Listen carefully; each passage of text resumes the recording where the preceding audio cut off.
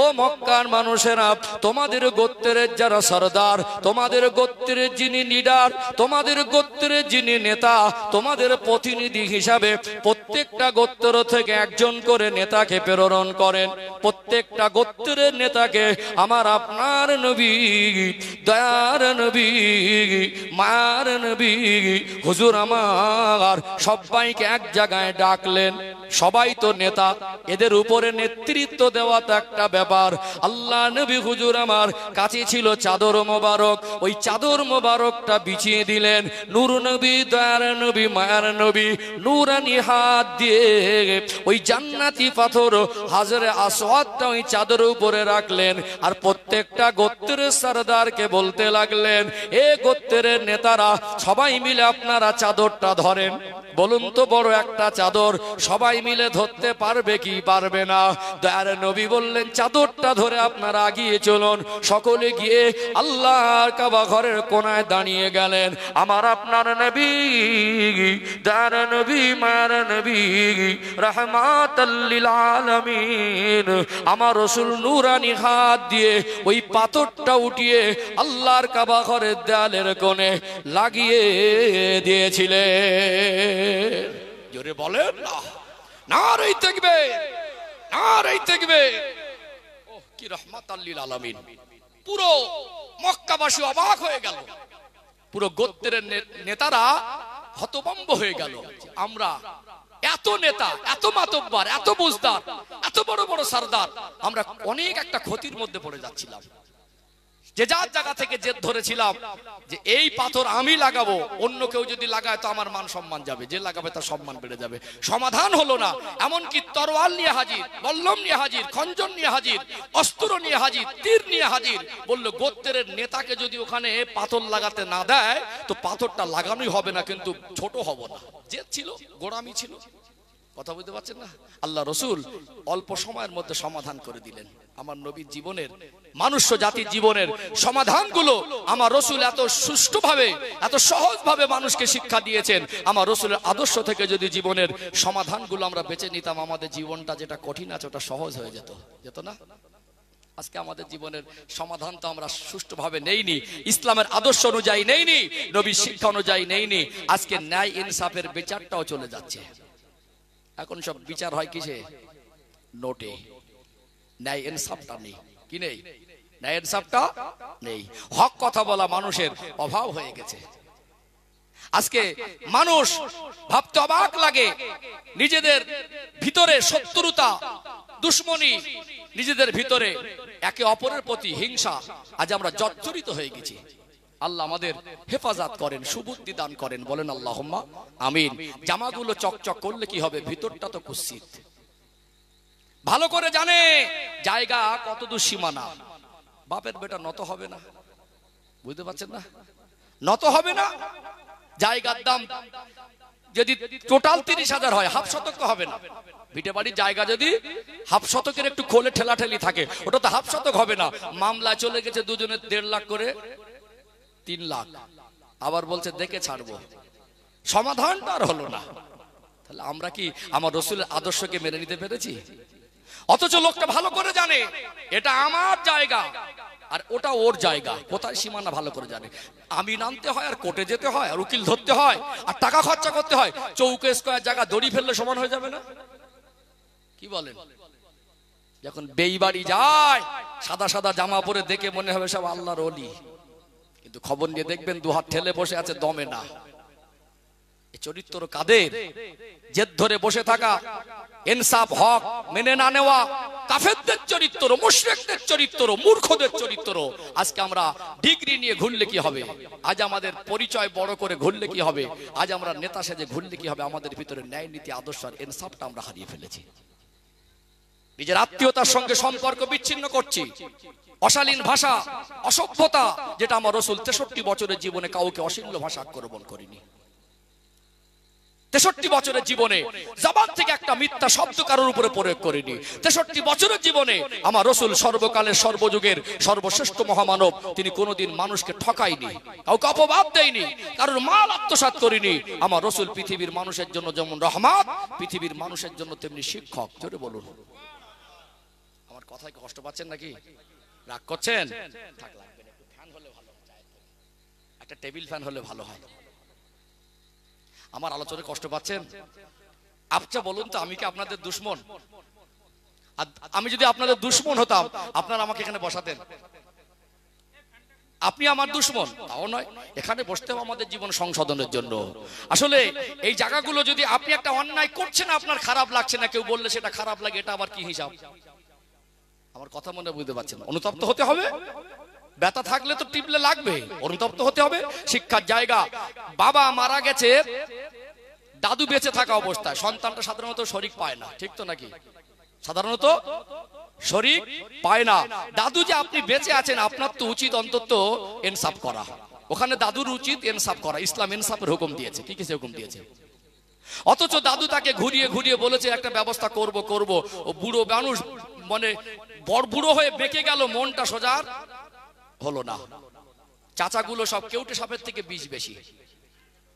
বাপ যা মাল সম্পদ দিয়েছে, অনেক মাল সম্পদ যা দিয়েছে অনেক দিয়েছে, তারপরেও এক একটা ভাই ভিটে বাড়ি অনেক করে ভাগ পেয়েছে। ওই এতিম ভাইপোটা ঘর বাঁধার জায়গা থেকেও নিঃস্ব করে দিয়েছে। মসজিদে বসে আল্লাহর ওলি সেজে জিকির করছে। কথা বুঝতে পারছেন না? বেইবাড়ি গিয়ে আতর মেখে একেবারে চপচপ করে ঘুরছে, দেখে মনে হবে লোকটা একেবারে আল্লাহর ওলি। কথা বুঝতে পারছেন না? অথচ নিজের এতিম ভাইপোকে ঘর বাঁধার জায়গা থেকে বঞ্চিত করেছে। দু কাটা জায়গা দিতে পারতেন, একটা ঘরটা বাদ ভেস্টেড করে দিয়েছে। ভাইপোদের পাত্তা দেয় না। কথা ঠিক বলছি না ভুল বলছি? আমাদের জীবনের এই কঠিন এই আত্মীয়তা সম্পর্ক ছিন্ন করা, নিজেদের ভিতরে শত্রুতা করা, নিজেদের ভিতরে ভুল বোঝাবুঝি করা, এই কঠিন যে বাস্তবতা আমরা যেটা পরিলক্ষিত দেখছি আজকে আমাদের সমাজে, আমরা যেগুলো আমাদের নজরে পড়ছে, যেগুলো আমরা দেখছি পরিলক্ষিত হচ্ছে, এটা অত্যন্ত দুঃখজনক। আমরা ইনসাফের পথ থেকে সরে গেছি, হকের পথ থেকে সরে গেছি, ন্যায়ের পথ থেকে সরে গেছি। এখন ক্ষমতার জোর, টাকার জোর, গায়ের জোর, এইসব চলছে। বাপজিরা ভাইরা, এই জমিনে শান্তি পেতে গেলে আমাদেরকে হকের পথে ফিরে আসতে হবে, ন্যায়ের পথে ফিরে আসতে হবে, ইসলামের পথে প্রতিষ্ঠিত হতে হবে, আল্লাহকে ভয় করতে হবে, রসুলের আদর্শ বুকে নিতে হবে, অন্তরে সর্বাপেক্ষা নবীকে ভালোবাসতে হবে। এই জীবনটা কুড়ে ঘরে থেকেও শান্তি অনুভব হবে। জোরে বলুন। কষ্ট পাচ্ছেন নাকি? অসুবিধা হচ্ছে? চলুন আরেকটা পর্ব তুলে ধরি।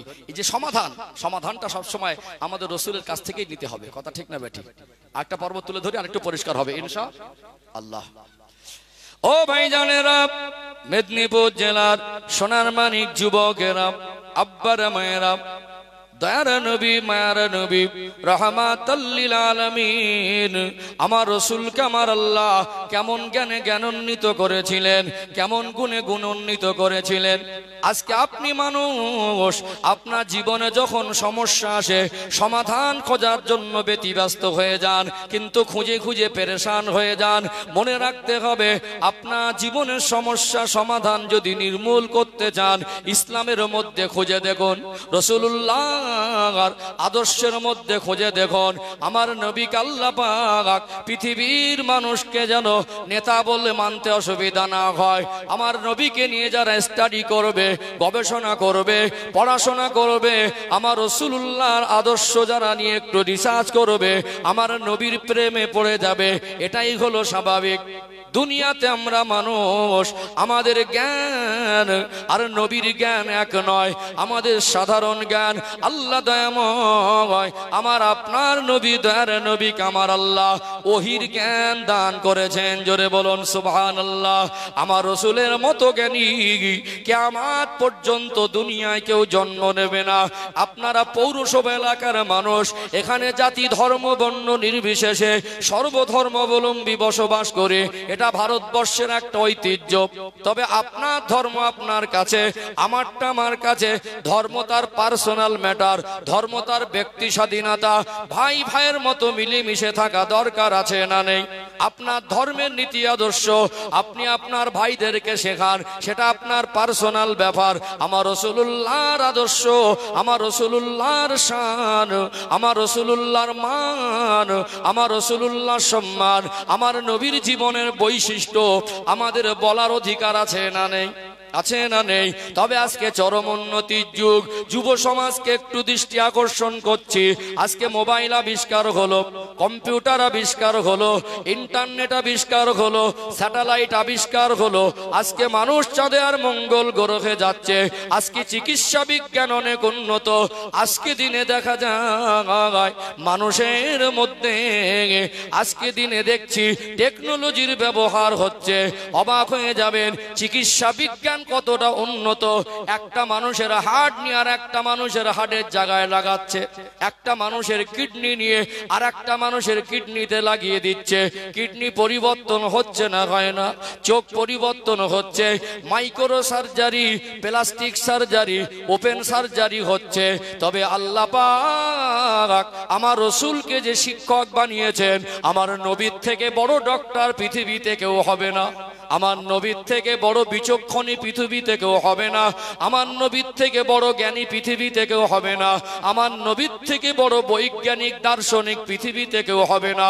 আমার নবীর জীবনের মতো পবিত্র জীবন আর কারোর হবে না। আল্লাহ দয়াময় আমার আপনার নবীর চরিত্র সার্টিফিকেট দিলেন, ওয়া ইন্নাকা লাআলা খুলুকিন আযীম। আমি আমার হাবিবের চরিত্রকে মহান চরিত্র করেছি। আল্লাহর নবীর চরিত্র যেমন মহান, আল্লাহ সার্টিফিকেট দিলেন।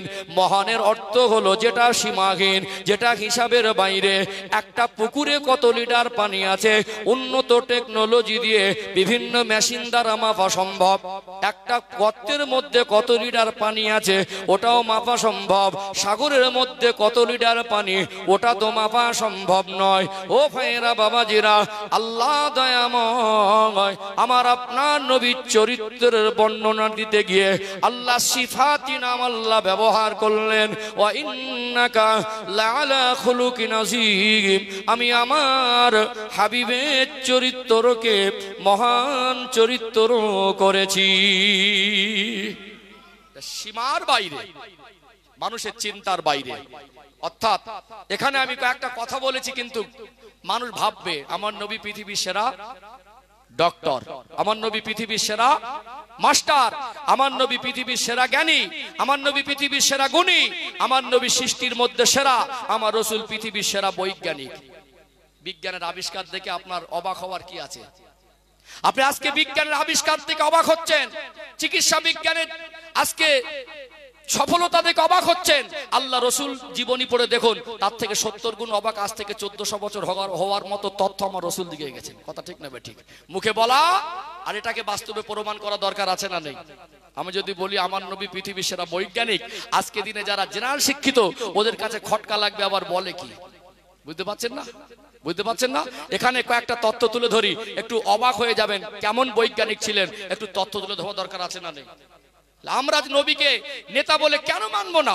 আল্লাহ সেই যোগ্যতা দিয়েছেন, আর আপনি মানলেও আপনার কপাল, না মানলেন তো আপনি জাহান্নামে যাবেন। কথা বুঝতে পারছেন না? আপনার জন্য সেরা শিক্ষক, সেরা রহমত, শ্রেষ্ঠ নিয়ামত আল্লাহ দিলেন। আপনি না মানলে আপনার জীবন দুনিয়া অশান্ত, কবরে বিপদ, আর আখিরাতেও মুসিবত।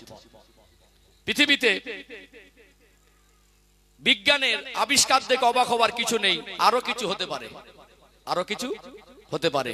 আমার রসুল যে পৃথিবীর শ্রেষ্ঠ বৈজ্ঞানিক, আমাকে প্রমাণ দেওয়ার দরকার হবে না। আপনি নবীর জীবনী পড়ে দেখুন, আপনি নিজেই প্রমাণ পাবেন। কথা বুঝতে পারছেন না? আচ্ছা বলুন তো, বিজ্ঞান কি পারবে জমিনে দাঁড়িয়ে আসমানের চাঁদটাকে দ্বিখণ্ডিত করতে? চাঁদে ইসরোর বিজ্ঞানীরা চন্দ্রযান পাঠাচ্ছেন, অবাক হওয়ার কি আছে? আরো কিছু হতে পারে।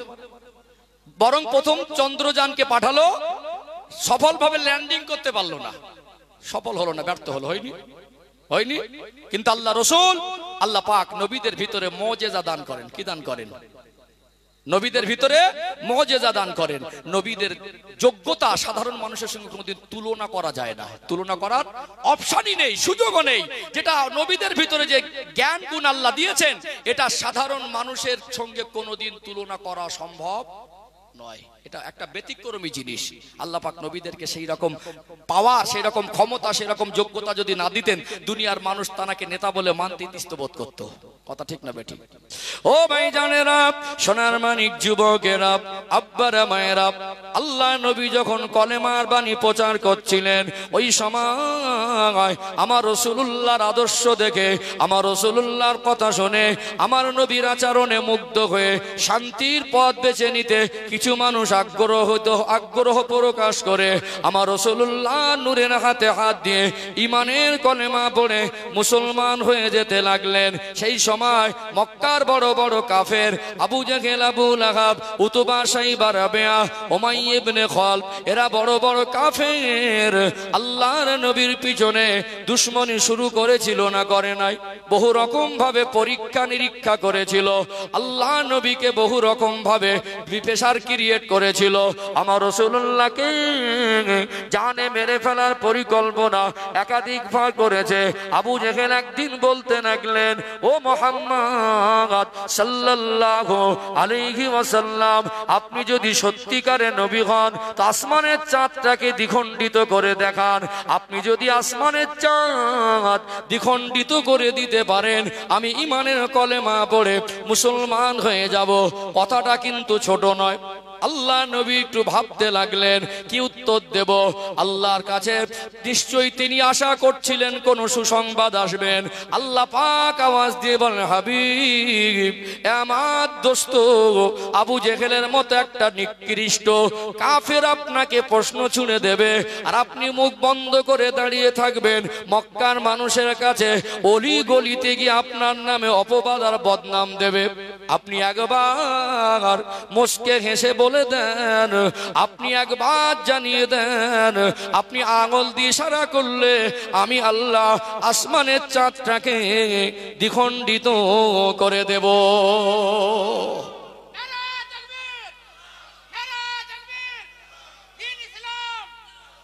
সম্মানিত ভাইরা, আবু জেহেল বলল, বলে কি? প্রথম ঘাবড়ে গেল।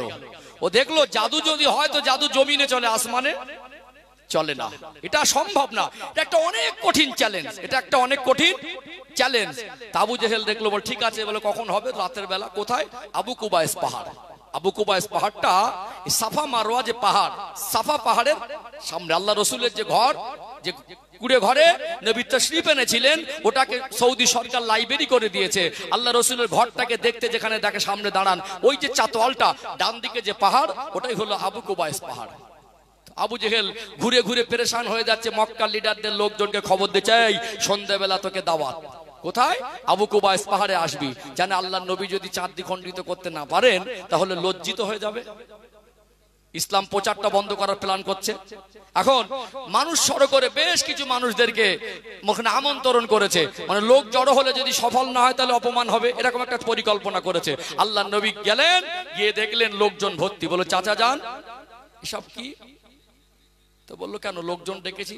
তো বললো, শুরু করো। কি শুরু করবো? আল্লাহ নবীকে আল্লাহ হিকমত দিয়েছিলেন। বললো, যা কথা ছিল। তো বললো, আমি আর আপনি কথা বলেছিলাম, দুজন আসলে তো মিটে যেত। কি কথা হয়েছিল? আমার আপনার হয়েছিল, আমি আর আপনি আসলে মিটে যেত। এই লোকজনগুলো কারা? বললো, আমি ডেকেছি। তো বলে, লোকজনের সামনে আপনি আরেকবার বলেন কি কথা হয়েছিল, ওয়াদাটা আরেকবার করেন। লোকজনের সামনে বেচারা খুব মানে চাপে পড়ে গেল। চাপে পড়ে গিয়ে বলতে বাধ্য হলো যে আজ যদি আসমানের চাঁদটা দ্বিখণ্ডিত করতে পারে আমি আবু জেহেল মুসলমান হব। বুঝতে পারছেন না? আমার আপনার নবী, দয়ার নবী, মায়ার নবী, রাহমাতাল লিল আলামিন, আমার রাসূলুল্লাহর সম্মান মাকাম মর্যাদা আল্লাহ তো বাড়িয়েছেন। ওই আবু কুবাইস পাহাড়ে দাঁড়িয়ে দাঁড়িয়ে আল্লাহ নবীর নূরানি আঙুল মোবারক উঁচু করে আসমানের চাঁদের দিকে তাকিয়ে আল্লাহ নবী ইশারা করলেন। ইশারা করার সাথে সাথে আমার আল্লাহ আমার রাসূলুল্লাহর আঙুলের ইশারায় আসমানের চাঁদটাকে দ্বিখণ্ডিত করে দিয়েছিলেন। জোরে বলেন না সুবহানাল্লাহ। পৃথিবীতে বৈজ্ঞানিকদের অবাক হওয়ার কথা না? হ্যাঁ, বিজ্ঞানের পাওয়ার চাঁদে গিয়ে ওখানে গিয়ে ল্যান্ডিং সফল হয় না, আর আল্লাহ রসুল জমিনে দাঁড়িয়ে চাঁদের দিকে ইশারা করলে ওই চাঁদটা আল্লাহ দ্বিখণ্ডিত করে দেয়। জোরে বলুন। পৃথিবীতে কোনো মানুষ আছেন ভবিষ্যৎবাণী করতে পারবে? কথা মনে বুঝতে পারছেন না? ভবিষ্যতে কি হবে এটা যদি বলতে পারে, কে কখন মরবে সেটাও তো বলতে পারবে। বলার ক্ষমতা কারোর আছে ভবিষ্যৎবাণী করতে? পারবে না, সম্ভব নয়। আর যারা ভবিষ্যৎবাণী করেছে আন্দাজ করে, সেগুলো ভুল প্রমাণিত হয়েছে। দুনিয়ার গবেষক এক সময় গবেষণা করে বলেছে মাদক থেকে মানুষ। কোথায় গেল তোমার গবেষকের দেওয়া তথ্য? পরের জেনারেশনের যারা গবেষক হয়েছে তারা বলছে মাদক থেকে মানুষ সম্ভব না, তথ্যটা ভুল ছিল। তুমি দুনিয়ায় যাদেরকে প্রাধান্য দিচ্ছ, আজ যদি আবিষ্কার করে, এই আবিষ্কারকে আমরা সম্মানের চোখে দেখি। আজ যারা বর্তমান টেকনোলজি উপহার দিয়েছে, অবশ্যই তাদের যোগ্যতাকে সাধুবাদ দেই, কিন্তু আমার নবীর থেকে বেশি যোগ্যতা সম্পূর্ণ আল্লাহ পৃথিবীর কাউকে আর করবেন না। কিয়ামত পর্যন্ত নবীর থেকে যোগ্যতা সম্পূর্ণ মানুষ পৃথিবীতে আল্লাহ পাঠাবেন না। আমার নবীর যোগ্যতার উপরে কিয়ামত পর্যন্ত উম্মতের কোনো যোগ্যতা বেশি হতে পারে না। সম্মানিত ভাইরা, আজকে অবাক হয়ে যাচ্ছেন মানুষ আমার রসুলের জীবনী রিসার্চ করে গবেষণা করে, যে নবী 63 বছরের জীবনে যা বলেছেন, তারা জবানে, পবিত্র জবান থেকে যে শব্দগুলো বের হয়েছে, প্রত্যেকটা শব্দ, প্রত্যেকটা সেন্টেন্স, প্রত্যেকটা বাক্য, প্রত্যেকটা ওয়ার্ড, প্রত্যেকটা লাইন, প্রত্যেকটা কথা একদম রিসার্চ করে প্রত্যেকটা কথা মেলাচ্ছে যে নবীর একটা কথা অনর্থক না, অর্থহীন না, বেকার নয়, মিথ্যা নয়, তিল তিল, চুলে চুলে, ইঞ্চিতে ইঞ্চিতে মিলে যাচ্ছে। আল্লাহ নবী সাল্লাল্লাহু আলাইহি সাল্লামকে সাহাবারা জিজ্ঞাসা করলেন, ইয়া রাসূলুল্লাহ, কিয়ামত কবে হবে? এই পৃথিবী কবে ধ্বংস হবে? সর্বকালের সর্বযুগের সর্বশ্রেষ্ঠ মহামানব আমার রসুল সেদিন বলেছিলেন পৃথিবী একদিন ধ্বংস হবেই হবে। এ খবর আল্লাহ কাউকেই জানাননি, বরং আমি রসুলকে আল্লাহ খবর দেননি, আল্লাহ ছাড়া আর কেউ জানেন না। তবে আমি রসুলকে আল্লাহ কিছু আগাম সংবাদ জানিয়েছেন কিয়ামতের আলামত সম্পর্কে, যে ভবিষ্যৎবাণীগুলো আমার রসুল করেছেন, সেই ভবিষ্যৎবাণী আজ একটা একটা অঙ্কে অঙ্কে মিলছে না, মেলে না। আর যে কটা বাকি আছে অবশ্যই মিলবে, আপনি বিশ্বাস করলেও মিলবে, আর বিশ্বাস না করলেও মিলবে। আমার কথা কি বুঝতে পারছেন? আমার কথা কি বুঝতে পারছেন? আমার রসুল পৃথিবীর সেরা বৈজ্ঞানিক ছিলেন না? ছিলেন না? ও ভাইজানেরা, সোনার মানিক যুবকেরা, আব্বারা, মায়েরা, দুনিয়ার বিজ্ঞানের দৌড়টা মঙ্গল গ্রহ চাঁদ পর্যন্ত যেতে পারে, 7 আসমান পর্যন্ত পৌঁছাতে পারবে না। আল্লাহ দয়াময় আমার আপনার নবী, তার নবী, মায়ার নবীকে আমার আল্লাহ জান্নাতি বাহন পাঠিয়ে, বোরাক নামক বাহন পাঠিয়ে, ওই বোরাকের উপর সবার করে আমার আপনার নবীকে আমার আল্লাহ সম্মান আর তাজিমের সঙ্গে আল্লাহর দরবারের মেহমান হিসাবে আল্লাহ পাক নিয়ে যাওয়ার জন্য দুজনা ফেরেশতা পাঠিয়ে আমার আল্লাহ আমার রসুলকে এক এক করে 7টা আসমান ভ্রমণ করিয়েছেন। আরশে আজিম লা মাকান 70,000 নূরের পর্দা সরিয়ে সরাসরি আমার আল্লাহ আমার রাসূলুল্লাহকে দিদার দিয়েছে। দুনিয়ায় আমরা মানুষ, এক আসমান থেকে আর এক আসমানের দূরত্ব দুনিয়ার মানুষের 500 বছরের সমান রাস্তা। কত বছর? কত বছর? বাঁচবেন ক বছর? বাঁচবেন ক বছর? একটা আসমান টপ করার ক্ষমতা নেই। আল্লাহ রসুলকে আল্লাহ 7 আসমানের জ্ঞান দিয়েছেন এমন নয়, সচক্ষে দেখিয়েছেন। জোরে বলুন। জান্নাত জাহান্নাম সচক্ষে দেখিয়েছেন। আমার রসুলের 63 বছরের জীবনের একটা শব্দ আজ পর্যন্ত মিথ্যা প্রমাণ করতে পারিনি। কি মনে হয় আমার রসুল সেরা বৈজ্ঞানিক না? চলুন, রসুল সেরা ডক্টর ছিল, কয়েকটা কথা প্রমাণ করে দেয় ইনশাআল্লাহ। কিন্তু আমরা সেই নবীর প্রেমে পড়তে পারলাম না, সেই নবীর আদর্শে আদর্শিত হতে পারলাম না, সেই নবীর রেখে যাওয়া শিক্ষা সুন্নত তরিকা আমরা জীবনটাকে সাজাতে পারলাম না। এটা আমাদের জীবনের সব থেকে বড় ব্যর্থতা। এটা আমাদের জীবনের সব থেকে বড় ব্যর্থতা। এই মানুষ্য জাতির জীবনে যদি আল্লাহ এবং রসুলের সঙ্গে সম্পর্ক শুদ্ধ না হয়, ওই জীবনটা ব্যর্থ জীবন, ওই জীবনটা ব্যর্থ জীবন। ও ভাইজানেরা, সোনার মানিক যুবকেরা, আব্বারা, মায়েরা, নবী আমার তিনি পৃথিবীর সেরা ডক্টর ছিলেন। আজকে আপনাদের অনেকের যারা জেনারেল শিক্ষিত মানুষ, তাদের কাছে মনে হবে কি করে সেরা ডাক্তার ছিলেন। আল্লাহ নবী হুজুর আমার চিকিৎসা সম্পর্কে যে তথ্য দিয়েছেন, আজকে চিকিৎসা বিজ্ঞান অবাক হয়ে যাচ্ছে। যিনি স্কুল, কলেজ, ইউনিভার্সিটিতে পড়েনি, দুনিয়ার কোন স্কুলে, শিক্ষালয়, বিদ্যালয়ে যায় নাই, তিনি এত নিখুঁতভাবে তথ্য দিয়েছেন। এটা সাধারণ জ্ঞান নয়, এটা আল্লাহ প্রদত্ত ওহির জ্ঞান। আর তিনি যে নবী ছিলেন এতে সন্দেহের অবকাশ নেই। আল্লাহর নবী হুজুর আমার সাহাবাদেরকে শিক্ষা দিলেন। আল্লাহ নবীর কাছে একজন সাহাবী এসে বললেন, ইয়া রাসূলুল্লাহ, হাবিবাল্লাহ, একটা পাত্রে যদি কুকুরে মুখ দেয়, ওই পাত্রটা কিভাবে ধৌত করব? কিছু জীবাণু ভিক্টোরিয়া যেটা খালি চোখে দেখা যায় না। আজকে চিকিৎসা বিজ্ঞানের আবিষ্কৃত মেশিন একটা ছোট বস্তুকে 200-500 গুণ জুম করে বড় করে দেখা যায়। ডক্টরের কাছে জ্বর হলে গেলে ব্লাড টেস্ট লিখে দেয়, সেখানে ব্লাড টেস্ট করে ডক্টররা সেখান থেকে রিপোর্ট বার করে জীবাণুটা যে ব্লাডের মধ্যে রক্তের মধ্যে পাওয়া যায় ওটা ম্যালেরিয়া, ওটা ওই ডেঙ্গু না, ওটা টাইফয়েডের জীবাণু। আজ থেকে 1400 বছর আগে যখন চিকিৎসা বিজ্ঞানের বাপদাদা 14 পুরুষের জন্ম হয়নি, ছোট ছোট জীবাণুগুলোকে খালি চোখে দেখাও সম্ভব না। জীবাণু কিরকম প্রকৃতির হয় মানুষ তখনও জানতো না। একটা কুকুরের এঁটোর মধ্যে কি পরিমাণ জীবাণু থাকে আর ওই জীবাণু মানুষের শরীরে কি ক্ষতি করতে পারে তখন মানুষ এতটা গভীরভাবে জানতো না। নবী আমার চিকিৎসার তথ্য দিলেন, ও বাবা সাহাবী, পাত্রটাকে মাটি দিয়ে 7 বার ধৌত করো। আল্লাহ নবীর এই কথাটাকে আজ চরম উন্নতির যুগ, বিশ্বের বড় বড় বিখ্যাত ল্যাবরেটরিতে বহুবার পরীক্ষা নিরীক্ষা করা হলো। একটা পাত্রে কুকুরকে খাইয়ে 2 বার 3 বার 4 বার ধৌত করার পরে 100% জীবাণু মুক্ত হয় না। 7 বার করে ধৌত করার পরে প্রত্যেকটা বারে পরিপূর্ণ জীবাণু মুক্ত হয়েছে। জোরে বলুন সুবহানাল্লাহ। আজকে চিকিৎসা বিজ্ঞান অবাক হয়ে যাচ্ছেন, জানার দুনিয়ায় কোনো শিক্ষক নেই, তিনি এত নিখুঁতভাবে আজ থেকে 1400 বছর আগে তিনি যে এই চিকিৎসার তথ্য দিয়েছেন। জীবাণু যে ভিক্টোরিয়া পাওয়া যায় একটা কুকুরের এঁটোর মধ্যে, ওটাকে কোমের উপরে 7 বার ধৌত করা দরকার, এটা আল্লাহ নবী হুজুর আমার জানিয়েছেন না জানায় নাই। চলুন আর একটা তথ্য তুলে ধরে। আজকে চরম উন্নতির যুগ, আমরা ফ্যাশন আর মডার্ন মনে করি, ভিন্ন ধর্মাবলম্বীদের কালচার। একটা নাটকে একটা সিন দেখলেন, একটা সিনেমা একটা সিন দেখলেন, সেখানে ভদ্রলোকেরা চেয়ার টেবিলে খায়, আমরাও চেয়ার টেবিলে খাওয়া শুরু করেছি না?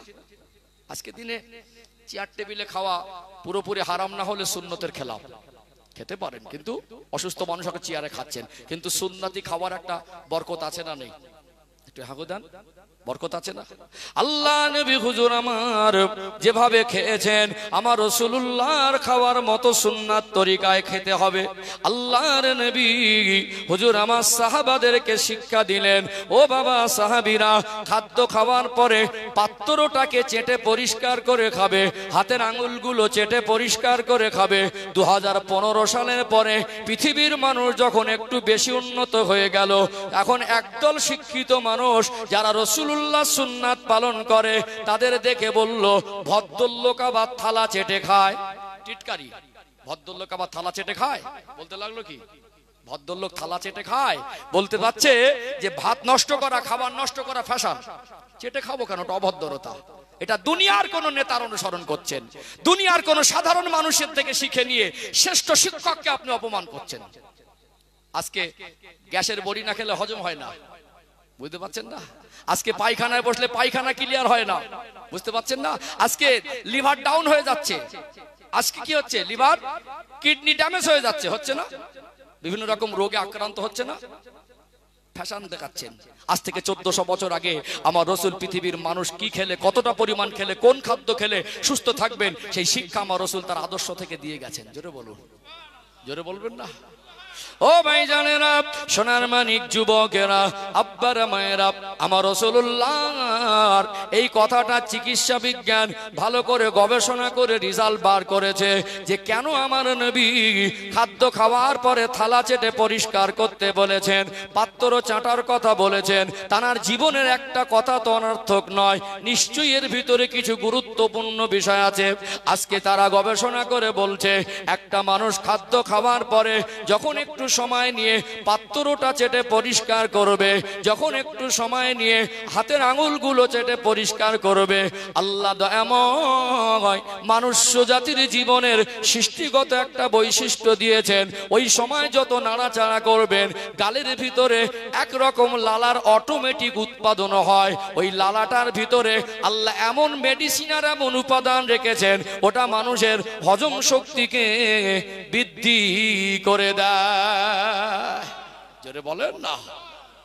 খেলে সুন্নাত আদায় হলো, আর ওই যে খাবার যে নিয়ামত, ওর কদর আদায় হলো, নষ্ট হলো না। তার সাথে সাথে আপনার শরীরের হজম শক্তিটাও বৃদ্ধি হবে। জোরে বলুন। আজকে আমার রাসূল পৃথিবীর সেরা চিকিৎসার তথ্য দেয়নি? আজকে আপনি মানে পরীক্ষা করে রোগটাকে ধরছেন, পরীক্ষা করার পরে বলছেন ডেঙ্গু না ম্যালেরিয়া, কিন্তু আল্লাহর নবী তিনি নিখুঁত ভাবে আজ থেকে মেশিন আবিষ্কার হয়নি তখন বলেছেন। জোরে বলুন, কথা বুঝতে পারছেন না? আজকে গালের লালা নিয়ে পরীক্ষা করে গবেষণা করে বলবে এর মধ্যে হজম শক্তির উপাদান আছে। আজ থেকে 1400 বছর আগে যখন চিকিৎসা বিজ্ঞানের বাপ দাদা 14 পুরুষের জন্ম হয়নি, সেদিন নবী শিক্ষা দিলেন সাহাবারা খেতে যদি হয় তো এই ছালাটা চেটে পরিষ্কার করে খাও, এর ভিতরেই কল্যাণ আছে। কথা বুঝতে পারছেন? আলোচনা অসুবিধা হচ্ছে নাকি? হ্যাঁ, আজকে সার্জারির কথা বলছেন, আর একটু দুটো তথ্য দেই, অসুবিধা হচ্ছে? ও ভাইজানেরা, সোনার মানিক যুবকেরা, আব্বারা মায়েরা, হিজরতের রাতের ঘটনা আপনাদের মনে আছে? আল্লাহ নবী হুজুর আমার টানা 13 বছর মক্কার জমিনে দ্বীনের খেদমত করলেন। বহু ঘাত প্রতিঘাত আবু জেহেলরা কোন রকম ভাবে ইসলামের আলোকে মিটিয়ে দিতে পারে নাই। তারা দারুন নাদওয়াতে শেষ মিটিং করতে লাগলো। আল্লাহর নবীকে জানে মেরে ফেলে দেবে। আমার আল্লাহ দয়াময়, তিনি যদি হেফাজত করেন কেউ তাকে ক্ষতি করতে পারেন না। আমার আল্লাহ আমার রাসূলকে জানিয়ে দিয়েছিলেন, হাবিব একদিন আপনাকে এই মক্কার জমিন ছেড়ে চলে যেতে হবে। আমি আল্লাহ যখনই হুকুম দেব আপনি মক্কার জমিন ত্যাগ করে মদিনায় চলে যাবেন। আল্লাহ নবীর বিশ্বস্ত বন্ধু, কাছের মানুষ, যৌবন জীবনের সঙ্গে বাল্য জীবনের সঙ্গী, খুব বিশ্বস্ত আন্তরিকতার মানুষ ছিলেন। আমার রাসূলুল্লাহ সব থেকে সম্মানী, সব থেকে প্রিয় মানুষ ছিলেন, সব থেকে প্রিয় সাহাবী ছিলেন হযরতে আবু বকর সিদ্দিক রাদিয়াল্লাহু আনহু। আল্লাহ নবী ডাকলেন, ও হযরতে আবু বকর, খুব শীঘ্রই হয়তো জন্মভূমি ছেড়ে যেতে হবে, সুদূর মদিনায় পাড়ি দিতে হবে। যদি আমি রাসূলুল্লাহ যাব আপনাকে সাথে করে নিয়ে যাব। হয়তো হিজরতের ঘটনা আপনারা শুনেছেন, অনেকের মুখস্থ আছে, কয়েকটা তথ্য একটু তুলে ধরি। আল্লাহ নবীর ওই কথা শুনে হযরত আবু বকর সিদ্দিক রাদিয়াল্লাহু আনহু 3টে বড় কাজ করেছিলেন। এক নাম্বার চিন্তা করেছিলেন, আল্লাহ রাসূল যখন আসবেন আমার কাছে, গুছিয়ে বার হব, কিভাবে যাব, কিসে চড়ে যাব, এইটুকু হয়তো সুযোগ পাবো না। আল্লাহর নবীর সাহাবী হযরত আবু বকর সিদ্দিক রাদিয়াল্লাহু আনহুর একজন আজাদকৃত গোলাম, যার নাম হলো হযরতে আমের বিন ফুয়াইর। এই আমের বিন ফুয়াইরকে ডেকে বললেন, ও হযরতে আমের বিন ফুয়াইর, তুমি এক সময় ছিলে আমার গোলাম, আমি আবু বকর তোমায় আজাদ করে দিয়েছি। তোমার সঙ্গে আমার একটা গভীর সম্পর্ক, তোমার প্রতি আমার একটা আস্থার ভরসা আছে। একটা কাজ তোমায় দিচ্ছি, এই কাজটার বিষয়ে তুমি কাউকে জানাবে না। ও আমের বিন ফুয়াইর, এই উট দুটোকে আমি তোমার কাছে দিচ্ছি। একটা উটকে আমি রাসূলুল্লাহর জন্য দেব, আর একটা উটে আমি সওয়ার হব। এই দুটো উটকে তুমি ভালো করে দেখভাল করো। এই দুটো উটকে তুমি সময় মতো খাওয়াবে। কোন রকম ভাবে যেন খাদ্য আর অযত্নের কারণে এরা যেন দুর্বল হয়ে না যায়। আমার রাসূলুল্লাহ যে উটের পিঠে সওয়ার হয়ে যাবেন, ওই উটের পিঠে সওয়ার হয়ে যাওয়ার জন্য যে উটটাকে নির্বাচন করেছিলেন, ওই উটটার নাম হলো কাসওয়া। হযরত আমির বিন ফুয়াইরকে দায়িত্ব দিলেন, এগুলোকে দেখভাল করেন। যখন যেখানে নিয়ে যেতে বলবো, গোপন সূত্রে যদি খবর আসে, যখনই দিন হোক আর রাত হোক, আপনি সেই জায়গায় পৌঁছে দেবেন। আর একটা কাজ করেছিলেন, নিশ্চয়ই আল্লাহ নবী যেভাবে দুশ্মনী করছে, আমরা বেরিয়ে যাওয়ার সময়টা সহজ সময় হবে না। ওরা আমাদের আটকাতে পারে, বাধা দিতে পারে। যেহেতু এখানে আমাদেরকে একটা রাস্তা চেনানো লোক দরকার আছে না নেই? একজন সাহাবীকে ডাকলেন, যার নাম হলো হযরতে আব্দুল্লাহ ইবনে উরাইকিত। ডেকে বললেন, ও হযরতে আব্দুল্লাহ ইবনে উরাইকিত, তুমি মদিনায় বহুবার যাতায়াত করেছো, রাস্তাটা তুমি ভালো চেনো। তোমাকে একটা উপকার করতে হবে, বিনিময় তোমার যে পয়সা লাগে, পয়সা তোমায় দেওয়া হবে। পয়সার মাধ্যমে চুক্তি করেছিলেন। তবে যেদিন আমি আবু বকর আর আমার নবী মক্কা জমিন ছেড়ে চলে যাব, সেই দিন সেদিন আপনি আমাদের রাস্তা চিনিয়ে নিয়ে যাবেন। আর একটা কাজ তিনি করেছিলেন, আল্লাহ নবী আমায় এসে ডাকবেন, কখন কোন মুহূর্তে নবী আসবেন জানি না।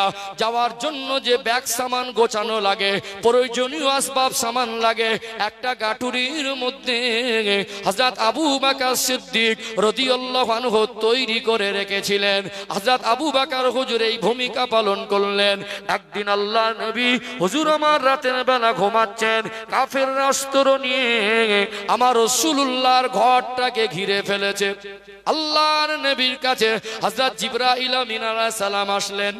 আসসালামু আলাইকা ইয়া রাসূলুল্লাহ, আসসালামু আলাইকা ইয়া হাবিবাল্লাহ। হুজুর আপনি ওঠেন, আল্লাহর অর্ডার হয়েছে এই মুহূর্তে আপনাকে হিজরত করতে হবে, আপনাকে মক্কার জমিন ত্যাগ করতে হবে। আপনি জানেন না আপনার ঘর কাফেররা ঘিরে রেখেছে। আল্লাহ নবী বলেন, ও হযরত জিবরাইল, আমার ঘর যদি ঘিরে রাখে তো কি করে বের হব? ওই সময় আল্লাহ নবী হুজুর আমার বললেন, কি করে বের হব?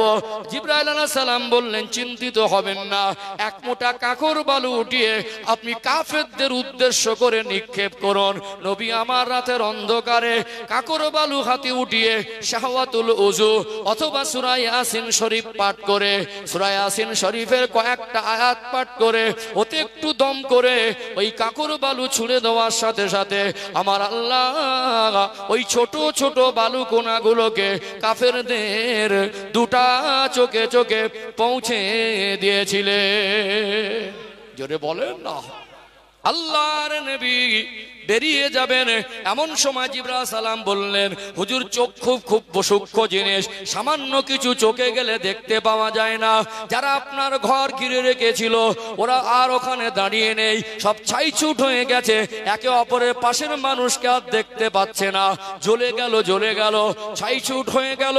আল্লাহ নবী ওই মুহূর্তে বেরিয়ে পড়তে পারতেন। জিবরাইল সালাম বলছেন, চলুন, বেশি দেরি করা যাবে না। নবী আমার বললেন, ও হযরত জিবরাইল, একটু আমায় সময় দেন, আমি রাসূল এই মুহূর্তে বের হতে পারবো না। ডাক দিলেন শেরে খোদা হযরত আলী রাদিয়াল্লাহু আনহুকে, ও হযরত আলী, আপনি আমার বিছানায় আমার চাদরটা মুড়ে ঘুমিয়ে পড়েন, আর আপনাকে কিছু দায়িত্ব দিয়ে যাচ্ছি। গোটা মক্কার জমিনে যেখানে মানুষের জানমালের নিরাপত্তা নেই, মারামারি কাটাকাটি, লুটপাট, চুরি ডাকাতি, মহিলাদেরকে ধর্ষণ, জেনা ব্যভিচার, জুলুম অত্যাচার, অন্যায় অনাচারে মানুষ অতিষ্ঠ হয়ে আছে। মক্কার মানুষ আমার আচরণে মুগ্ধ হয়ে যেমন আমাকে আল আমিন উপাধি দিয়েছে, কিছু মানুষের অর্থ চাঁদি সোনা, কিছু মানুষের দামি সম্পদ আমি রাসূলুল্লাহর কাছে আমানত হিসেবে গচ্ছিত আছে। তারা জানে আমি রাসূল তাদের মাল আত্মসাৎ করব না। আমি যদি বেরিয়ে যাই, কাফেররা যদি আমার ঘরে এসে মাল লুটপাট করে নেয়, ওদের আমানত তো আমার কাছে জমা, এটা নষ্ট হয়ে যাবে। আর আমি যদি না বুঝে দিয়ে যাই, সকালবেলা ওরা বলবে আমাদের মাল নিয়ে পালিয়েছে। ও হযরত আলী, আমি রাসূল আপনাকে আমানত গুলো বুঝে দিয়ে গেলাম। আল্লাহ নবী নাম ধরে ধরে লিস্ট করে দিলেন, এই মালগুলো অমুক ব্যক্তিকে দেবেন। আমার নবীকে আল্লাহ জানিয়ে দিলেন, কুল আমারা রব্বি বিল কিসত, হে নবী आप कह दीजिए तुम्हारे रब ने इंसाफ का हुक्म दिया। আল্লাহ পাক ইনসাফ করার হুকুম দিয়েছেন। আল্লাহর নবীকে আল্লাহ পাঠিয়েছিলেন হক আর ইনসাফ প্রতিষ্ঠিত করার জন্য। জোরে বলুন সুবহানাল্লাহ। কিছু মানুষ আছে না আমানতের খেয়ানত করে, আছে না? খুব কঠিন দিন, বিশ্বাসঘাতকতা করা, সামনে ভালো সেজে ঘোরা আর পিছন থেকে দুশ্মনী করা, দ্বিচারিতা কি আছে না নেই?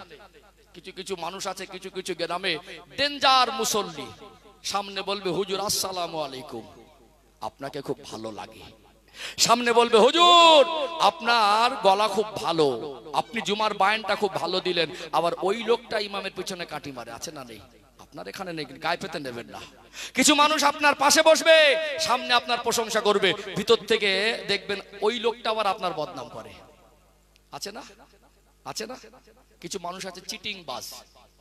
ইসলাম মানুষকে ভ্রাতৃত্ব শেখায়, ভালোবাসা শেখায়। রাসূলুল্লাহ সাল্লাল্লাহু আলাইহি সাল্লাম বিদায় হজের ময়দানে ভাষণ দিচ্ছিলেন। আমি রাসূলুল্লাহ তোমাদের জানিয়ে দিলাম, আল মুসলিম আখুল মুসলিম, একজন মুসলমান আর একজন মুসলমানের ভাই। নবী বলছেন তোমরা জানো কেমন ভাই ভাই? আল্লাহ নবী বলছেন মুসলমান মুসলমানের জন্য আয়না স্বরূপ। সোনা আছে, চাঁদি আছে, আপনার ডায়মন্ড আছে, দুনিয়ায় কত দামি দামি বস্তু আছে। আমার রাসূল কেন আয়নার সঙ্গে তুলনা করলেন? আমার রাসূলুল্লাহর কথাগুলো কত দামি, এই জন্য আয়নার সঙ্গে তুলনা করেছেন। একটা মানুষ যখন কান্নারত অবস্থায় আয়নার সামনে দাঁড়াবে, নিজের ছবিটা আয়নার ভিতরে দেখা যায় না? নিজের কান্না আর আয়নার ভিতরে ছবির কান্নার ভিতরে পার্থক্য করা যায় না। আয়নার সামনে দাঁড়িয়ে হাসবেন, নিজের হাসি আর আয়নার ছবির ভিতরে হাসির কোনো পার্থক্য করা যেমন পসিবল নয়, সম্ভব নয়, আল্লাহর নবী এটাই বুঝিয়েছেন। মুসলমান দুঃখিত হলে তার দুঃখে সমপরিমাণ আরেকজন দুঃখিত হবে। মুসলমান বিপদে পড়লে তার বিপদে সমপরিমাণ ব্যথিত হবে। মুসলমানের আনন্দে সমপরিমাণ আনন্দিত হবে। এখন তো মারে মুসলমান আর মরে মুসলমান। এখন বিপদে পড়লে হাসে আর বিপদে ফলার জন্য গর্ত খোঁড়ে। ঠিক বলছি না ভুল বলছি? কষ্ট পাচ্ছেন নাকি? রাগ করছেন? আমার রাসূল কি শিক্ষা দিয়ে গেলেন? নবী আমার সেই দিন বলছিলেন, সাহাবীরা গায়ের লোম খাড়া হয়ে যাওয়ার মতো কথা। বলেন তো এটা কোন দিন? সাহাবারা জানতেন হজের দিন, বিদায় হজের ভাষণ দিচ্ছিলেন। আল্লাহর নবী যখন বললেন বলেন এটা কোন দিন, সাহাবারা জানতেন এটা হজের দিন। আমার নবীর ওই চাঁদ মুখের পানে তাকিয়ে বললেন, হুজুর আপনি বলুন। নবী বললেন এটা কি হজের দিন নয়? বলেন হ্যাঁ লাব্বাইক ইয়া রাসূলুল্লাহ, আমরা সব সময় আপনার কদমে হাজির থাকি আর আপনি যেটা বলেন আমরা মনোযোগ সহকারে শুনি। অবশ্যই এটা হজের দিন। আল্লাহর নবী বললেন এটা কোন মাস? বলেন তো সাহাবারা এটা কি হজের মাস নয়? হ্যাঁ ইয়া রাসূলুল্লাহ এটা হজের মাস। নবী বললেন আমি রাসূল এখান থেকে ঘোষণা দিলাম, হজের দিন যেমন মহান, হজের মাস যেমন মহিমাপূর্ণ, আল্লাহর কাবা যেমন পবিত্র, আমি রাসূল এখান থেকে ঘোষণা দিলাম প্রত্যেকটা মুসলমানের জান, মাল, রক্ত, সম্পদ ওই রকম পবিত্র। অর্থাৎ একটা মানুষ যদি আল্লাহর কাবা ঘরকে সামনে রেখে গালি দেয়, তার সে যত যেরকম পরিমাণের অন্যায় অপরাধী হবে, যে যেমন চরম পর্যায়ের একটা অন্যায় হবে, যে আল্লাহর কাবা ঘরের সামনে কেউ জীবনে গালি দিতে পারবে?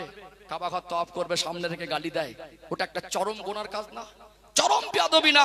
আল্লাহর কাবা ঘরের সম্মান নষ্ট করা যেমন মাত্রায় গোনা হবে, যেমন জঘন্য আপনার কথার দ্বারা, কর্মের দ্বারা, অঙ্গভঙ্গির দ্বারা কোন মানুষকে কষ্ট দেওয়া তেমন ওই রকম জঘন্য। কথা বুঝতে পারছেন না? এখন তো আমরা মানুষকে মানুষ মনে করি না। সম্মান করা এই জিনিসটা আমাদের ভিতর থেকে চলে যাচ্ছে। দুটো পয়সা হয়ে গেলে আর মানুষ মনে হয় না মানুষকে। একটু পথ পেয়ে গেলে আর মানুষকে মানুষ মনে হয় না। একটু পরিচিত হয়ে গেলে আর মানুষকে মানুষ মনে হয় না। নবী বলছেন মাল্লাম ইয়ারহাম সাগিরানা ওয়ালাম ইউআক্কির কাবিরানা ফালাইসা মিন্না, বড়কে সম্মান করলো না, ছোটকে স্নেহ করলো না, ও আমার উম্মতের অন্তর্ভুক্ত নয়। বড়কে সম্মান করতে হবে। আপনি পৃথিবীর সেরা শিক্ষিত হয়ে যদি পৃথিবীর সবথেকে মূর্খ মানুষটা আপনার বয়সের বড় হয়, ওকে সম্মান করো। আপনি পৃথিবীতে সেরা ডিগ্রিধারী হয়ে আপনার গ্রামের বয়সের বড় জুতো সেলাই যদি করে, তাকে তুমি সম্মান করো। বুঝতে পারছেন না? পাইলট হয়ে, বিমান চালক হয়ে, রিক্সা চালক যদি বয়সের বড় হয়, তাকে তোমাকে সম্মান করতে হবে। বড় হলে সম্মান করতে হবে, আর ছোট হলেও স্নেহ করতে হবে। আজকে কথার দ্বারা, কর্মের দ্বারা, নিজের অঙ্গভঙ্গির দ্বারা কারোর সম্পদ নষ্ট করা, আমানতের খেয়ানত করা, কারোর অপমান করা, এটা একটা চরম পর্যায়ের গুনাহ। হজের দিনের সম্মান নষ্ট করলে যে গুনাহ হবে, হজের মাসের সম্মান নষ্ট করলে যে গুনাহ হবে, আল্লাহর কাবা ঘরের সম্মান নষ্ট করলে যে গুনাহ হবে, একজন মুসলমানের মনে কষ্ট দিলে, অপমান করলে, আঘাত দিলে, গালি দিলে সেই রকম সমপরিমাণ গুনাহ হবে। এই চরিত্রগুলো আমাদের পরিবর্তন হলে আমাদের জীবনটা সুন্দর হবে। একে অপরের মধ্যে গভীর সম্পর্ক তৈরি হবে। সুখে দুঃখে, বিপদে মুসিবতে আমরা দাঁড়াতে পারবো। এখন কি হচ্ছে? কঠিন দিন। এখন মানুষকে বিপদে ফেলার জন্য মানুষ সুদের ব্যবসা খুলেছে। এটা ইসরায়েলি চক্রান্ত, পেতে দেবো একটা ফাঁদ, সুদের ব্যবসা। এর দ্বারা গরিবরা গরিব হয় আর ধনীরা বেশি ধনী হয়। ইসলামের শরিয়াতে কোরআনুল কারীম আল্লাহ বলছেন ওয়াকিমুস সালাতা ওয়া আতুজ যাকাত, তোমরা নামাজ কায়েম করো, যাকাত প্রদান করো। যাকাত প্রদানের মাধ্যমে গরিবরা সাবলীল হয় আর ধনীরাও শান্তিতে থাকে। অর্থাৎ আপনি ভাই হিসাবে ভাইয়ের কাছ থেকে সুদ গ্রহণ করতে পারেন না। আজকে এত বেশি পরিমাণে সমাজে সুদ হচ্ছে, এত পরিমাণে মানুষ সুদ খাচ্ছে, ইয়াং জেনারেশন এত পরিমাণে গাঁজার মধ্যে ডুবে গেছে, আর আমার মা বোনের এত পরিমাণে বেহায়াপনা ডুবে গেছে। আজ আমাদের পরিবারের ভিতর থেকে প্রতিনিয়ত, প্রতি বছরে দেখবেন ইসলামিক আদর্শ, নবীর সুন্নাত, নবীর আদর্শ আস্তে আস্তে ঘর থেকে আমরা দুর্বৃত করে দিচ্ছি। চরম পরিস্থিতি আমাদের সামনে আসতে চলেছে। সাবধান হতে হবে, নবীর আদর্শ বুকে আঁকড়ে ধরতে হবে। নচেত একদিন দেখবেন আপনি বাবা, আপনার সন্তান আপনাকে সম্মান করবে না, আপনি বাবা আপনার মেয়ে আপনার সম্মান রাখবে না, আপনি বাবা আপনার বৌমা আপনাকে শ্বশুর বলে মেনে নিতে চাইবে না, একদিন আপনি স্বামী আপনার স্ত্রী আপনাকে বুড়ো আঙুল দেখে অন্যের হাত ধরে চলে যাবে। অলরেডি যাওয়া শুরু করেছে না করিনি? একটু হাঁকু দেন না, করেছে না? কিছু কিছু এলাকার রিপোর্ট বের হচ্ছে, মানে পরকীয়ার রিপোর্ট, মানে দেখলে নিউজ চ্যানেলে চোখ কপাল উঠে যাবে। কোন জায়গায় চলে গেছে আমাদের আখলাক, চরিত্র, মনুষ্যত্ব, চিন্তা, চেতনা, আদর্শ, আমরা সব ভুলে যাচ্ছি। আল্লাহ আমাদের হেফাজত করেন, বলেন আল্লাহুম্মা আমিন, বলেন আল্লাহুম্মা আমিন। কষ্ট পাচ্ছেন নাকি? আবার আলোচনা ভুলে যাইনি, বলতে বলতে একটু ব্যাক লাইনে চলে আসলাম। আল্লাহর নবী ওই হক আর ইনসাফের কথাটা বলতে বলতে চলে আসলাম। বাপজিরা ভাইরা, এক মানুষ, আমি শুনছিলাম আমার কিছু পরিচিত বন্ধু বান্ধব, অবাক হয়ে যাচ্ছি, কত আপনার সম্ভবত 10,000 টাকা সুদে নিয়েছিল, সেই টাকাটা এখন 1,20,000 হয়ে গেছে। এ মনে মনে করছে চাকরি করে কি হবে, এ মনে মনে করছে চাকরি করে কি হবে। আপনি এরকম একটা কাজ করতে পারলেন শ্রেষ্ঠ নবীর উম্মত হয়ে। আমি এখানে একটা বিবেকের শিক্ষা দেব, বিবেক। আমরা আজকে দিনে চাকরি নিয়ে, ডিগ্রি নিয়ে, অর্থ নিয়ে, ভালো গাড়ি নিয়ে, বাড়ি নিয়ে, ভালো পোশাক নিয়ে ঘুরলেও আমাদের ভিতরে মনুষ্যত্ব আর বিবেককে আমরা নিজেরাই মেরে ফেলেছি। মাইন্ড করবেন না, বাস্তবতার সঙ্গে মেলান তো। পাশে ইমাম সাহেব হুজুর বসে আছেন, হুজুরকে দিয়ে উদাহরণটা দেই, বুঝলেন? উদাহরণ স্বরূপ দিচ্ছি, মানে বাস্তবতা আলাদা, উদাহরণটা আলাদা।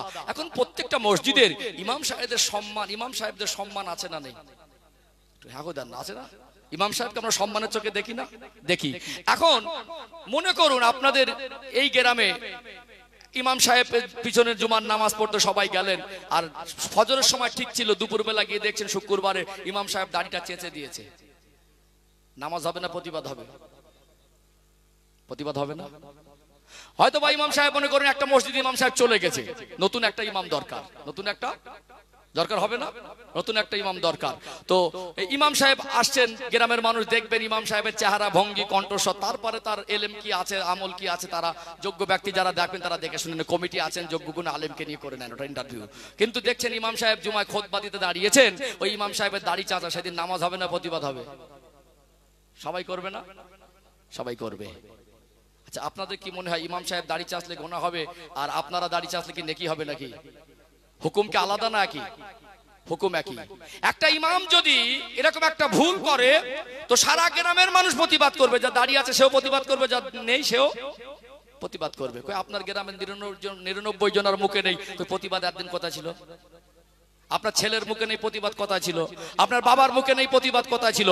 আসলে আমরা আমাদের ভুলগুলোকে চোখে দেখতে পাচ্ছি না, চোখে চশমা লাগিয়েও, লেন্স লাগিয়েও আমরা আমাদের ভিতরের ভুলগুলোকে দেখতে পাচ্ছি না। মনে করুন আপনাদের এই তো মানে একেবারে টাউন চন্দ্রকোনা, পুরো একেবারে আপনার এক তো পৌরসভা, তার উপরে একেবারে মার্কেটের পাশেই জলসা, বাজারের পাশেই জলসা। এখন আপনি বলুন এই মার্কেটে যদি বাস স্ট্যান্ডে দাঁড়িয়ে কোনো মসজিদের ইমাম সাহেব বিড়ি টানে, তার পিছনে নামাজ পড়বে না প্রতিবাদ করবে? একেবারে পুরো গ্রাম সমালোচনায় ভরপুর হয়ে যাবে, ইমাম সাহেব বিড়ি টানছে। আচ্ছা, ইমাম সাহেব বিড়ি টানলে গোনা হবে, আর আপনারা বিড়ি বা সিগারেট টানলে কি নেকি হবে নাকি? হুকুম একই না আলাদা? হুকুম একই। তাহলে গ্রামের মানুষ এত টানছে, কারোর চোখে বাঁধে না কেন? একটা জিনিস পরিষ্কার, এটা যেমন আমি এটা বোঝাতে চাইছি উদাহরণ দ্বারা, দুটো শিক্ষা বুঝতে হবে। আমরা আলেম সম্প্রদায় ভুল করলে সেগুলো আমাদের চোখে কাঁটার মতো ফোটে, কিন্তু আমাদের ভুলগুলো আমরা দেখতে চাই না। এই ইনসাফ আমাদের ভিতরে আনতে হবে।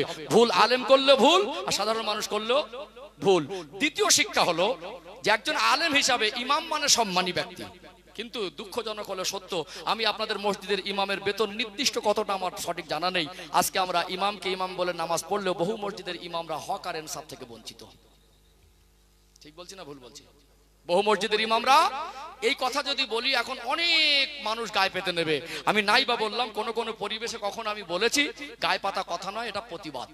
বুঝতে পেরেছেন? বলা দরকার আছে, ইনসাফ করতে হবে। যার পিছনে ইক্তেদা করছেন তাকে ইনসাফ করবেন না? বুঝতে পারছেন না? এতটুকু নিম্ন ইনসাফ করতে হবে যেন তার সুষ্ঠুভাবে চলে যায়, সুষ্ঠুভাবে। এখন আপনার সন্তান যদি ইমামতি করে, তার বেতন কত হলে আপনি খুশি হতেন, সেরকম একটা বেতন করেন। আপনার বাপ যদি ইমামতি করতো, তাহলে তার বেতন কত হলে আপনার আনন্দিত হতো, সেরকম একটা ইনসাফ করেন। যেটা ইমামকে দিচ্ছেন নিজের ছেলেকে দিলে আপনি খুশি হতেন? এই যে আব্বাকে দিলে খুশি হতেন, নিজেকে দিলে কি খুশি হতেন? তাহলে আপনি যদি নিজের থেকে খুশি হতে না পারেন, নিজের চালানোর মতো মনে না হয়, তাহলে আপনি ইনসাফ করছেন না। এই জন্য বলছি আল্লাহর ইচ্ছা, আপনারা তো শহর এলাকার মানুষ, আমি দোয়া করি আল্লাহ আপনাদের ব্যবসা বিজনেসে কারবারে রোজগার আল্লাহ উন্নতি দেন। আর আমাদের ভারতবর্ষের যে ঐতিহ্য হিন্দু মুসলমান আমরা মিলেমিশে আছি, যেন মিলেমিশে থাকতেও পারি। ও রাজনীতির প্ল্যাটফর্ম আলাদা, কে কাকে ভোট দেবেন সেটা আলাদা ব্যাপার, কে কার দল করবেন সেটা পার্সোনাল ম্যাটার। এইটুকু আমি বলবো, আমরা যে যার ধর্ম স্বাধীনতায় করব। আমার হিন্দু ভাইরা দুর্গা পূজা করবে, আমাদের অসুবিধা হবে না। আমরা ঈদের নামাজ পড়বো, তাদের অসুবিধা হবে না। মানুষ হিসেবে পাশে দাঁড়াবো, মানুষ হিসেবে ভাই ভাইয়ের মতো চলবো, এই ভাই ভাতৃত্বটা বজায় রেখে চলবো ইনশাআল্লাহ। আলোচনা অসুবিধা হচ্ছে নাকি?